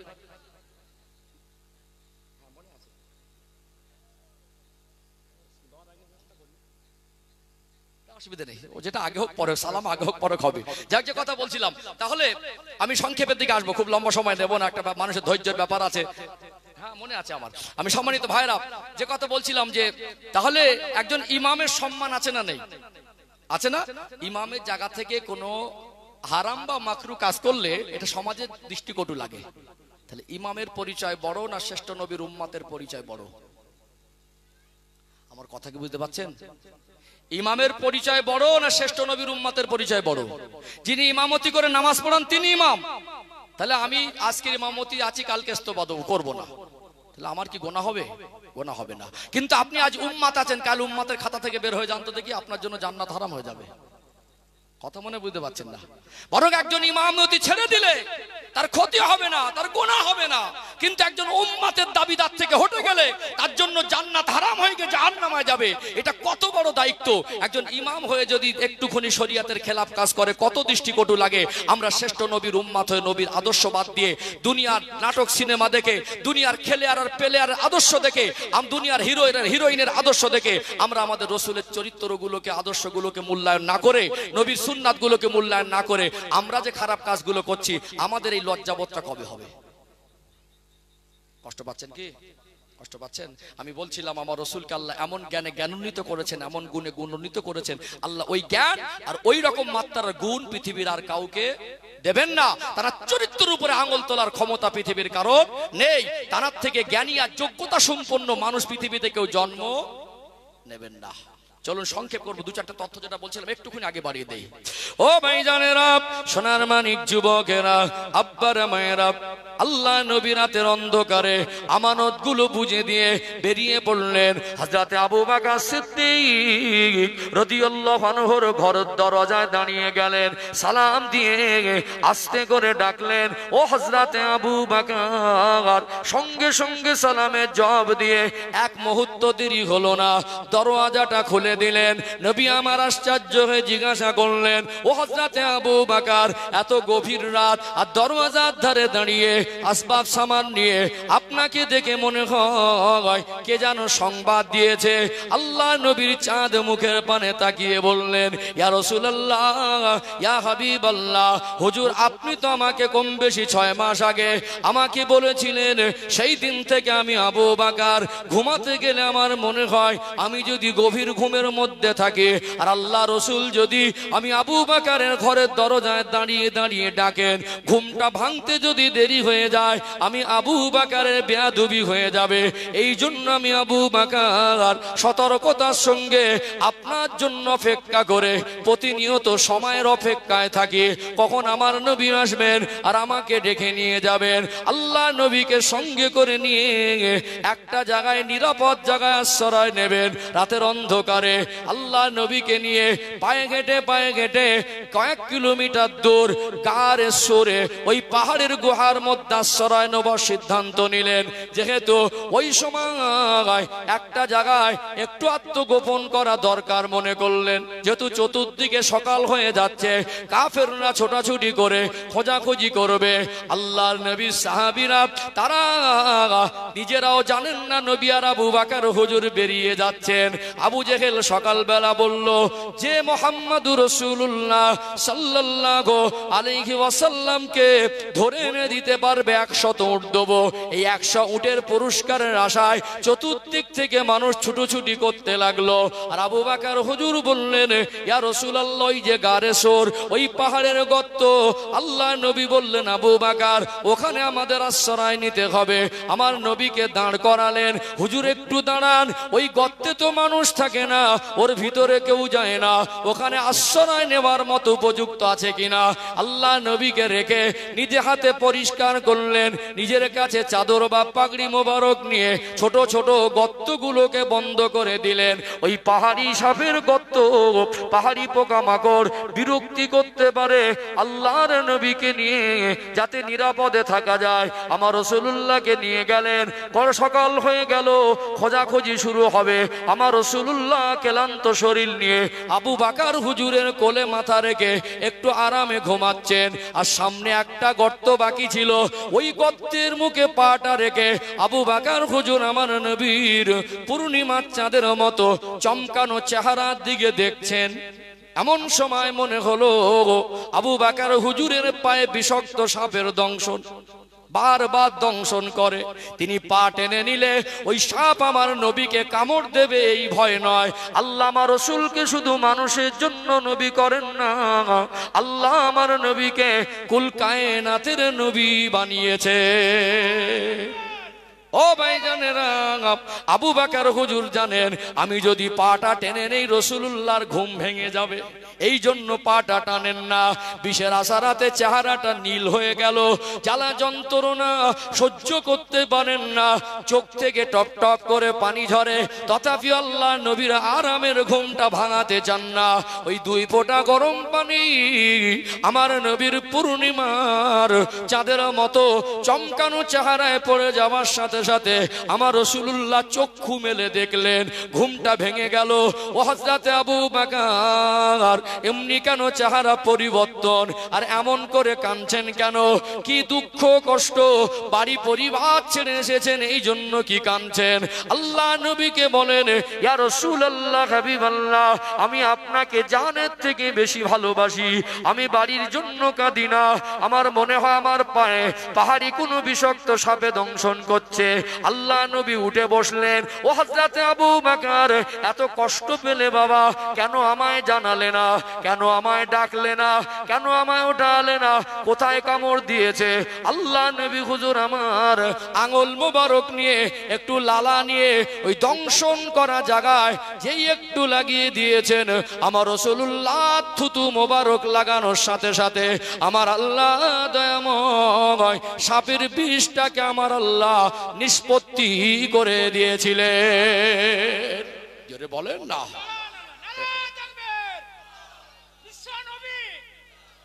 এটা কি চিকিৎসা না? চিকিৎসা না?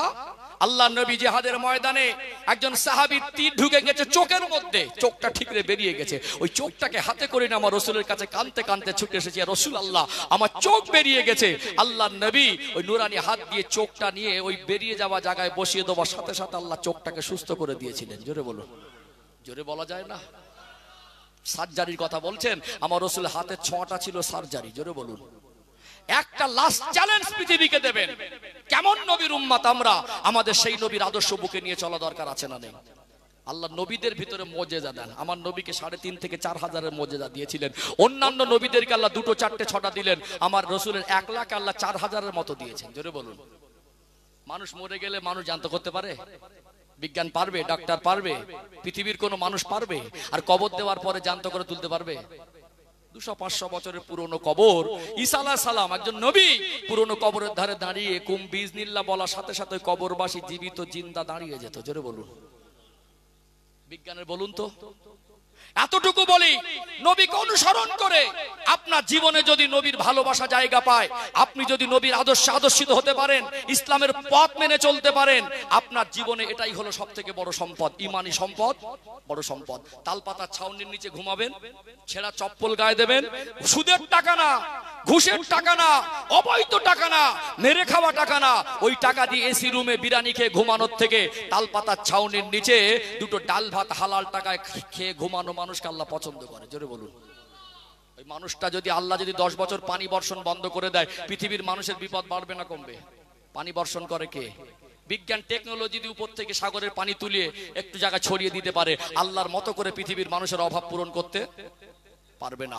নবী আমার মসজিদে নববী শরীফের যে কোণে মসজিদে গামামা, যেখানে আল্লাহর নবী অনাবৃষ্টির জন্য নামাজ পড়ে দোয়া চেয়েছেন, আল্লাহ রসুলের হাত তুলেছেন, ওই হাতটা নামানোর আগে আল্লাহ রহমতের পানি দিয়েছেন। জোরে বলুন। বিজ্ঞান যেটা পারবে না, আল্লাহ রসুলের হাত তুললে আল্লাহ সেটা দিয়ে দেয়। জোরে বলুন। আমাদের এই সমস্ত এলাকায় একসময় অনাবৃষ্টি হলে কি হতো? মাঠে গিয়ে নামাজ পড়তো না, তারা সুদ করছিল না, বুঝতে পারছেন না? তারা ঘুষ করছিল না, চিটিং বাজছিল না, জমি দিছি তো দিয়ে দিছি, আর দ্বিতীয়বার মুখ খুলে তাকায়নি, মুখে মুখে জমি বিক্রি। এখন এক জমি 3 বার বিক্রি হয়, এখন একটু আপডেট হয়ে গেছে, বুঝতে পারছেন না? ওই মানুষগুলো ময়দানে গিয়ে কেঁদেছে, চেহারা কুৎসিত হতে পারে, পাঞ্জাবিটা ছেঁড়া তালি দেওয়া হতে পারে, ওটা সুন্নাত। ডাল ভাত খেতে পারে, ওটা হালাল, বুঝতে পারছেন না? কালো আর কুৎসিত আর গাড়ি আর বাড়ি জর্জরিত হতে পারে, মনের মধ্যে নবীর মহব্বত আর আদর্শের মধ্যে নবীর সুন্নাত। এইটুকু হাত তুলেছে, আল্লাহ ওই মানুষগুলো হাত ফেরায়নি, রহমতের পানি দিয়েছে। বিজ্ঞান যেটা পারবে না, একজন নবীর প্রকৃত অনুসারী তার হাতের ওসিলায় আল্লাহ সেটা দিয়ে দেয়। জোরে বলুন। এতটুকু বলবো, আগে বাড়াবো না। আপনারা নবীর সুন্নাতকে বুকে ধরেন, দুনিয়া সহজ হবে, আখিরাতও সহজ হবে। নচেত দুনিয়ায় কদিন বাড়াবাড়ি করবেন, তিলে তিলে হিসাব দিতে হবে। এরকম শ্রেষ্ঠ নবীর উম্মত হয়েছে তকদির, সেজদায় পড়ে শুকরিয়া আদায় করে শেষ করতে পারবো না। বাচ্চাদের নামাজ শেখান, নিজেরা নামাজ শিখুন, মেয়েদের মায়েদের পর্দায় রাখেন, ঘরের সুন্নাতগুলো জীবিত করেন। কোথায়? ঘরের মধ্যে। গার্জেনরা দায়িত্ববান যদি না হয়, ডক্টর, মাস্টার, ব্যারিস্টার, ইঞ্জিনিয়ার করুন, বাচ্চাকে লেখাপড়া শেখান, কিন্তু আদর্শবান হিসাবে গড়ে তুলতে হবে। তাকে আদর্শবান হিসেবে গড়ে তুলতে গেলে আমার রসুলের আদর্শ থেকে ভালো আদর্শ পৃথিবীর আর কারোর মধ্যে পাওয়া যাবে না। সুন্নতি আদর্শ, তালিমের সঙ্গে তারবিয়াত। এক হলো তালিম আর একটা হলো তারবিয়াত, একটা শিক্ষা আর একটা প্র্যাকটিক্যাল আদর্শিক শিক্ষা। এই দুটো দরকার আছে না? নেই? আছে না? যারা ঘুষ খায় এরা কি সব মূর্খ নাকি? মূর্খ না তো। যারা সুদ খায় এরা কি সব মূর্খ নাকি? মূর্খ না, শিক্ষিত হয়েছে। সততার শিক্ষা, আদর্শের শিক্ষা, ন্যায়ের শিক্ষা, এইটুকু তারা পাইনি। নবীর সুন্নাতকে নিয়ে বাকি জীবন চলা তৌফিক দান করেন, বলেন আল্লাহুম্মা আমিন। কষ্ট পেলেন? রাগ করলেন? যে কথা বলেছি অসুবিধা হলো? ভালোবেসে বলেছি, দুটো হক আছে না নেই? আমিও আমল করতে পারি, আপনারা আমল করেন, আল্লাহ তৌফিক দান করেন, বলেন আল্লাহুম্মা আমিন। এই মাহফিলটা আগামী বছর হবে তো? কালেকশন করবেন? আচ্ছা আচ্ছা, তো আচ্ছা, একটু সালাম পড়তে বলছেন অনেকে, সারি ছেটে আছেন, ভিতরে চলে আসবেন। দোয়ার আগে আপনাদের একটু হালকা করে কালেকশন করবো, দোয়ার দিকে যাবো ইনশাল্লাহ। তার আগে ভাইরা বলছেন একটু সালাম পড়ে নেই ইনশাল্লাহ। আর থাকতে না থাকতে দেন, তুলে দেন। ইয়া নবী সালামু আলাইকা, ইয়া রাসূল সালামু আলাইকা, ইয়া হাবিব সালামু আলাইকা, সালাওয়াতুল্লাহ আলাইকা। তালাল বদরু আলাইনা মিন সানিয়াতিল বিদাই, ওয়াজাবা শুকরু আলাইনা মাদা লিল্লাহি দাই। ইয়া নবী সালামু, ইয়া রাসূল সালামু, ইয়া হাবিব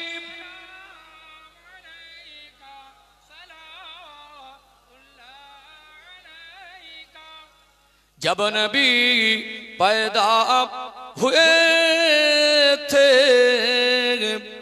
सब मालक दर पर खड़े थे, रब सल्लिम पर रहे थे, बाद वो यूं कहे रहे थे, या नबी सलामो,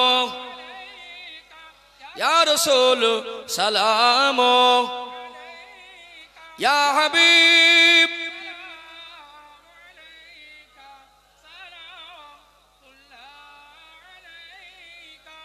কঠিন হাসরের দিনে কি আছে মোদের কপালে, গুনাহগার উম্মতি বলে লইবেন আপন ও করে আনবি সালাম ইয়া রাসূল সালাম ইয়া হাবিব সালাম আলাইকা।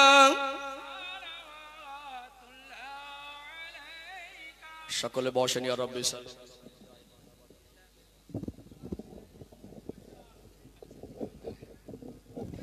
বালাগালুলা বিকামালিহি কাশাফাত দুজা বিজামালিহি হাসানাত জামিউ খিসালিহি সাল্লু আলাইহি ওয়া আলিহি। সম্মানিত ভাইরা, আজকে মতো আলোচনার পর্ব শেষ, একটু সমাপ্তির দিকে যাব।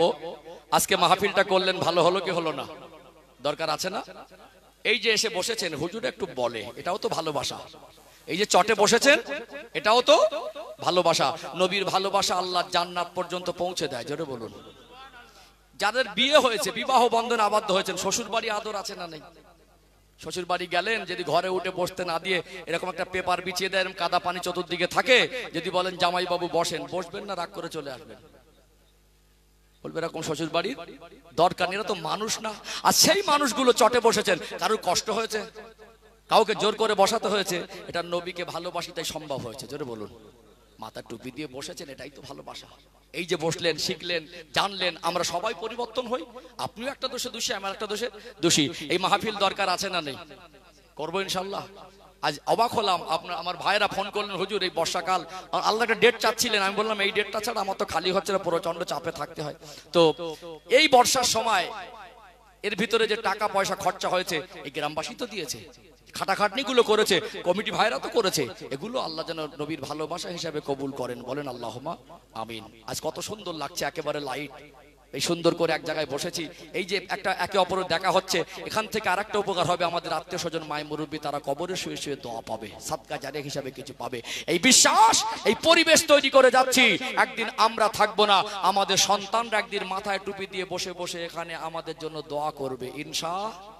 বলেন ইনশাআল্লাহ। এই মাহফিল আগামী বছর সবাই মিলে করতে পারবো ইনশাআল্লাহ। একটু খরচ খরচা উঠে থাকলে, কিছু ওয়াদা থাকলে, কমিটি যারা পরিচালনা করে তাদের বুকটা বড় হয়, গ্রামবাসী আমাদের সাথে আছে, আপনারা করেছেন, আল্লাহ করিয়ে নেবেন। এইটুকু মন ছোট করবেন না, আমাদের ভালো কাজে চেষ্টা করা, বাকিটা ব্যবস্থা হবে আল্লাহর পক্ষ থেকে। আমরা চেষ্টা করব, বাকিটা আল্লাহর পক্ষ থেকে। বলুন তো, জীবনে আমরা পুরুষ মানুষ, আমাদের রোজগার করতে হয় কি হয় না? এইটুকু মাথায় ঢোকান, যা রোজগার করি সবটা দুনিয়াদারির জন্য নয়। জীবনের কষ্টের মেহনতের কিছু একটা অংশ, কম হোক আর বেশি হোক, আল্লাহর রাস্তায় নবীর মহব্বতে ব্যয় করা দরকার আছে না নেই? আছে। এক। দ্বিতীয়ত, দান করলে কমে না, এটা শুনেছেন তো? কি মনে হয়? বিশ্বাস করেন তো? বিশ্বাস করলেও কি হবে? প্রকৃত বিশ্বাসটা আলাদা। দান করলে কমে না, এই বিশ্বাসটুকু তৈরি করা কঠিন, যে বিশ্বাস করতে পেরেছে তার দান করতে অসুবিধা।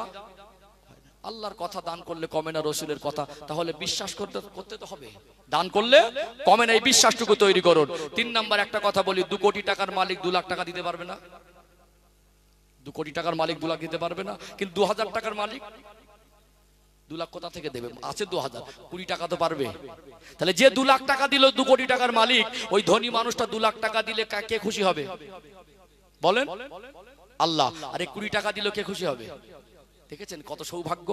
ও 2 লাখ টাকা দিয়ে যে আল্লাহ সন্তুষ্টি পেল, এর অবস্থান থেকে গরিব বলে এর 20 টাকা দিয়ে ওই আল্লাহ সন্তুষ্ট পেল।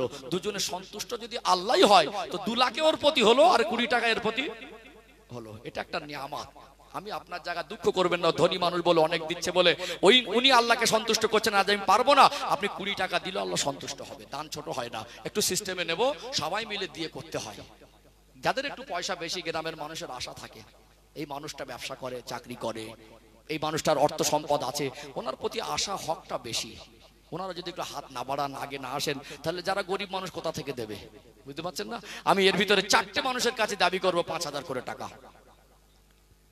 4টে কি করে পূরণ হবে ও চিন্তা আপনাকে করতে হবে না। একজন তৈরি হবে, দ্বিতীয়জন আল্লাহর পক্ষ থেকে ইনশাআল্লাহ তৈরি হয়ে যাবে।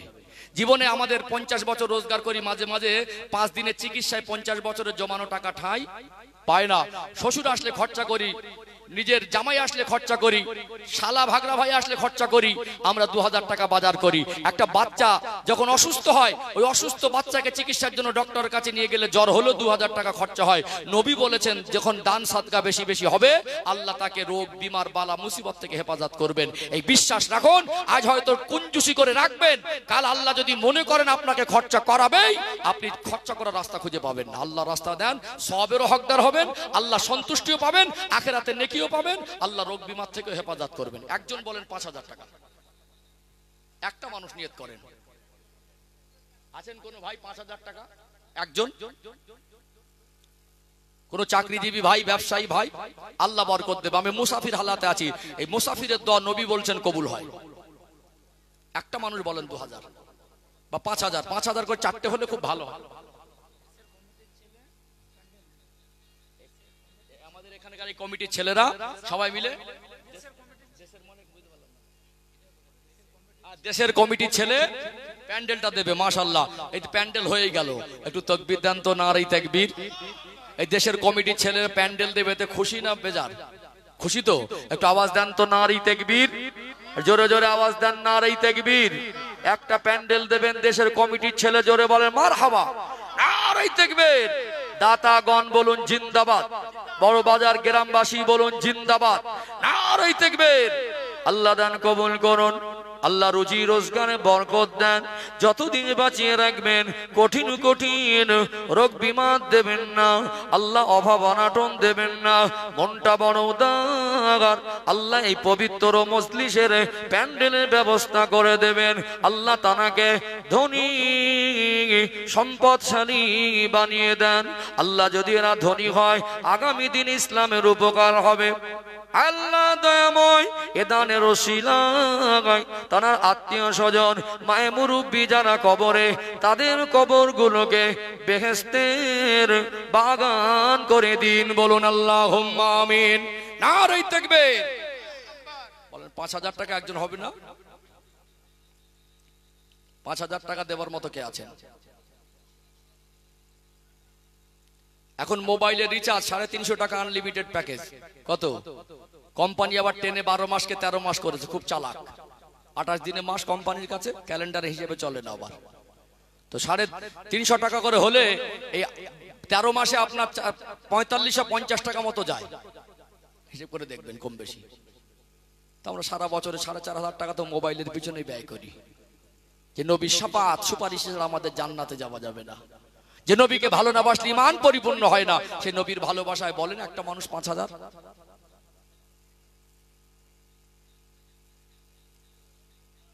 বলেন একজন 5000 টাকা কে দেবেন? মন নরম করেন, আল্লাহ বরকতের দরজা খুলে দেবে, আল্লাহ ব্যবসায় বরকত দেবে, রোগ বিমার থেকে হেফাজত করবেন ইনশাআল্লাহ। আব্বা চলে গেলেন, মা চলে গেলেন, সাজিয়ে গুছিয়ে ঘর বাড়ি বানিয়ে দিয়ে চলে গেলেন। সেই ঘরে বিবি বাচ্চা পরিবার নিয়ে, আত্মীয় স্বজন নিয়ে, বন্ধু বান্ধব নিয়ে আনন্দ করেন, অনুষ্ঠান করেন, কত 10,000 20,000 খরচা করেন। তাদের রেখে যাওয়া স্বপ্নের বাড়ি আপনি সুখ শান্তি করছেন, আপনার জন্যই করে গেল। আপনি সন্তান হিসাবে তার জন্য করণীয় কিছু আছে। খুব যদি চাপ হয়ে যেত 3000 করে বলেন, 4 জন বলেন একজন 3000 কে দেবেন?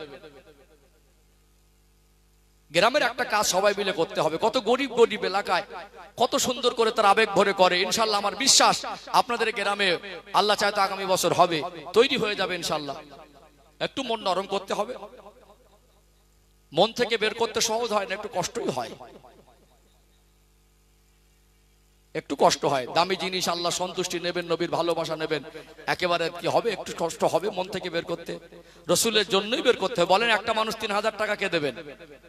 এই তো আমাদের ভাই, দেখেছেন কি নাম আমার ভাইয়ের নাম? বলেন আমাদের কমিটি ভাই নাম কি? একটু দাঁড়ান তো ভাইজান। হ্যাঁ মাশাআল্লাহ, যুবক ভাই।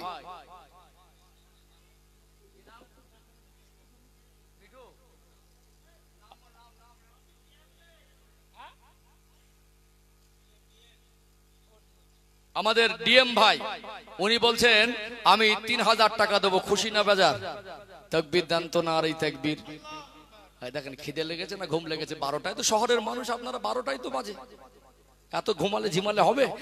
দানও দেবো না, দোয়াও দেবো না, তকবিরও দেবো না, কেমন একটা কুঞ্জুসি হয় না? একটু আওয়াজ দেন নারী তাকবীর।